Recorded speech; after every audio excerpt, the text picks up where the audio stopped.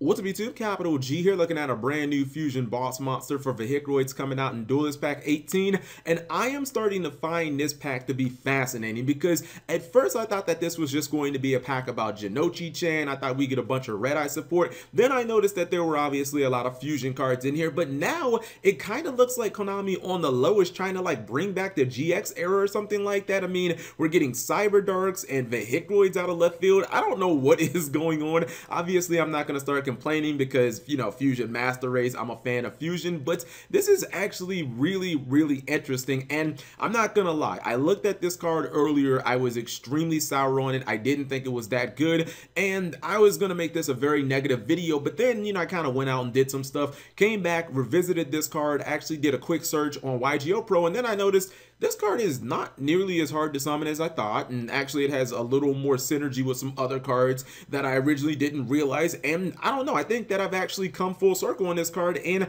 I think it's a little bit better. Actually, no, check that. A lot better than I originally thought. So let's go ahead and look at this card. And before I actually do, just understand that if you guys thought like Cyber Darks were a bad archetype, oh my god, you have no idea. If you did not play during the GX era, like Vehicroids were fucking just garbage. I'm talking about on a scale of like 1 to 10, like 10 being a good archetype, maybe like Necros and shit being like 10s, Cleafort being like a 9 or something like that. You would give Vehicroids probably between a 0 and a 1. Like, it's really that bad. In fact, I think Rank 10 has a Legacy of the Worthless. I think that's the first one that I ever watched, was the one on Vehicroid. So this is actually interesting. This is Super Vehicroid mobile base. It's an Earth Machine fusion, level 10. Unfortunately, it does have 0 attack, 5,000 defense. It requires 1 Roid fusion monster plus 1 Roid monster. You can only use the first effect once per turn. That effect is you can target 1 face-up monster your opponent controls, special summon 1 Roid monster from your deck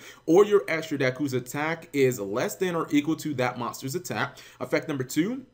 Once per turn during your end phase, you can target 1 Roid monster in your main monster zone, except this card, return that card to the hand, and if you do, move this card to that monster zone, or excuse me, to the monster zone that that monster was at. So originally I looked at mobile base, and there were a few things about this card that I really didn't like. I didn't like the fact that it had 0 attack, despite the fact that it appears that it's a boss monster. It's level 10. It won't be able to really run anything over in battle. That was kind of annoying to me. It's also a fusion monster that requires other fusion monsters to summon, which, you know, that did work for like Lunar Lights, but like, let's be real, Leo Dancer is, I mean, she's like 3,500 attack, and she's a Magic Spectre, and she can do 7,000 damage by herself. So like, she's clearly worth that. And the second effect doesn't really provide any advantage, but then I started looking closer at this card, and I really looked at the pool of cards that it worked with, and I was actually kind of impressed. The biggest thing that people have to understand about this card is, yes, the Vehicroids are a trash archetype. I'm not even sure if Konami can revive them, but if you notice, this works with just Roid monsters. It doesn't say that it has to use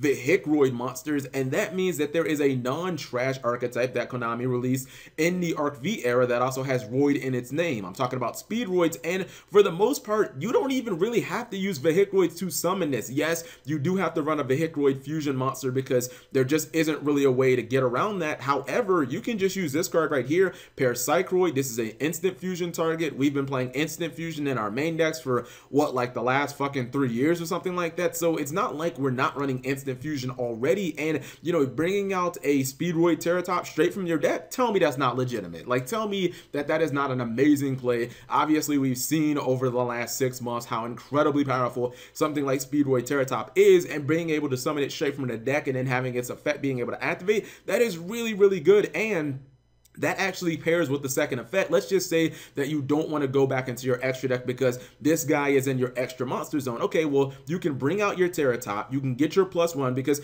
I'm assuming that we're playing like Speedroids at this point, right? You can get your +1 off your Terrortop, then you can activate the second effect during your end phase. You can bounce the Terrortop to your hand, you can move this guy to the main monster zone. Then if this guy dies, it doesn't really matter because you have your Terrortop locked and loaded, plus the +1 that you just searched. So you obviously will be able to just +1 one again off the Terrortop, but if it doesn't die, then you could just bring out another extra deck monster during your opponent's next turn, or excuse me, during your next turn, assuming your opponent has any monster face up on the field. And even if your opponent has just like 100 attack frog or something like that on the field, you could just bring out another copy of Mobile Base into your extra monster zone, and at that point you could go for like a rank 10. You could bring out like a Super Dreadnought Dora, and there's, I mean, the rank 10 pool is obviously pretty strong, so there's a bunch of plays there. And I just like the fact that you can just play this in Speedroids. Like, you really don't have to use Vehicroid, so it kind of feels like you can circumvent how Konami wanted you to use this card. Unlike the Cyber Dart Dragon, the new Cyber Darkness Dragon, you pretty much have to use Cyber Darts for that. You don't have to use Vehicroids, that terrible archetype,